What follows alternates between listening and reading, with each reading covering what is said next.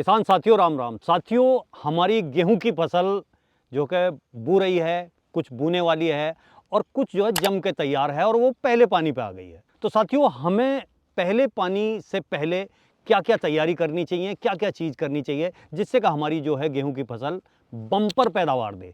तो साथियों, जो हमारी गेहूं की ग्रोथ के लिए जो पोषक तत्व चाहिए वो हमें नाइट्रोजन और पोटेशियम चाहिए, और बढ़िया पैदावार के लिए फास्फोरस, जिंक, बोरॉन और कैल्शियम की ज़रूरत होती है।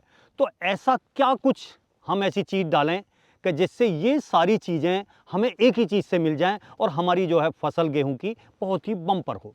साथियों, अब क्या हो गया है कि हम महंगे महंगे खाद, पेस्टिसाइड की दुकान, जो खाद की दुकान है वहाँ से लाते हैं। तो उससे क्या होता है कि हमारी फसल पर जो है एक्स्ट्रा खर्चे का बोझ पड़ जाता है और फिर जो है हमारी जो आमदनी है वो घट जाती है। तो इसीलिए कुछ ऐसी चीज़ें डाली जाएं जिससे कि ये सारी जो पोषक तत्व हैं वो उसमें हमें मिल जाएं और हमारा खर्चा भी कम हो।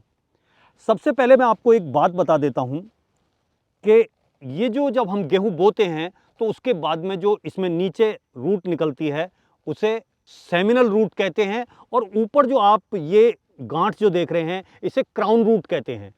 सेमिनल रूट हमारे पौधे को जमीन के साथ जोड़े रहती है और वो पकड़ बनाए रहती है और अंदर से जमीन से जितने भी न्यूट्रिशन हैं उन्हें इकट्ठा करके पौधे को ऊपर देती है। लेकिन जो ये क्राउन रूट है, ये जो क्राउन रूट है, ये यहां से हमारे कल्ले फूटते हैं, यानी कि टिलरिंग होती है। अब देखो, ये एक पौधा है जो हमारे बीज से जमा है। अगर ये एक ही पौधा रहेगा तो इसमें एक ही बाली आएगी और पैदावार हमारी अच्छी नहीं होगी।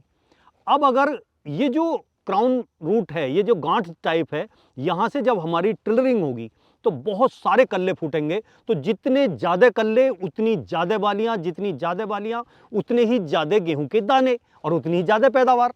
तो साथियों, ये ज्यादा कल्ले करने के लिए हमें क्या करना चाहिए? तो साथियों, गेहूं में टिलरिंग के लिए, कल्लों के लिए मैं लेके आया हूं एक बहुत ही ऑर्गेनिक और रामबाण तरीका।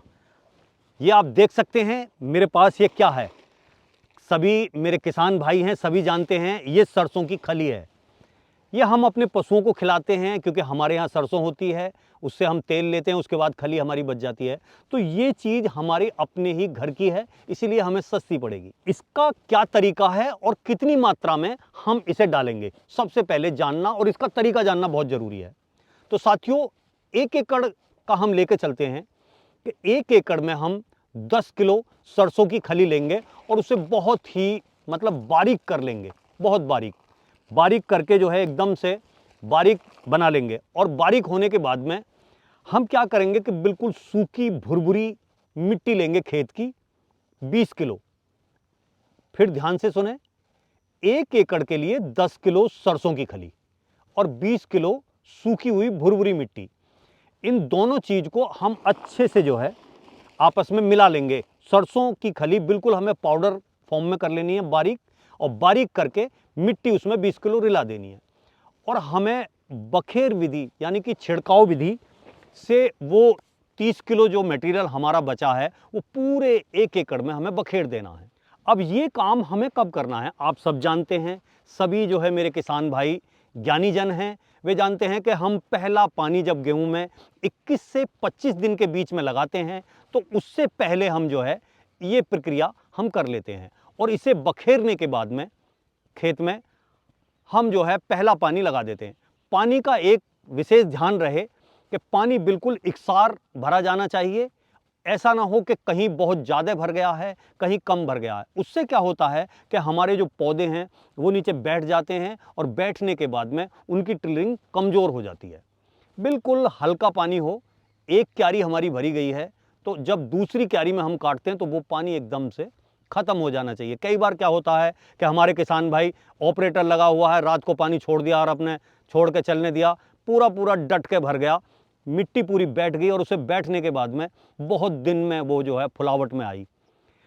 एक आसान सी प्रक्रिया है कि जब तुम बिल्कुल मिट्टी को पानी इतना भर दोगे कि वो पट हो जाएगी तो जो कल्ले निकलेंगे तो वो रापड़ फोड़ के नहीं निकल पाएंगे।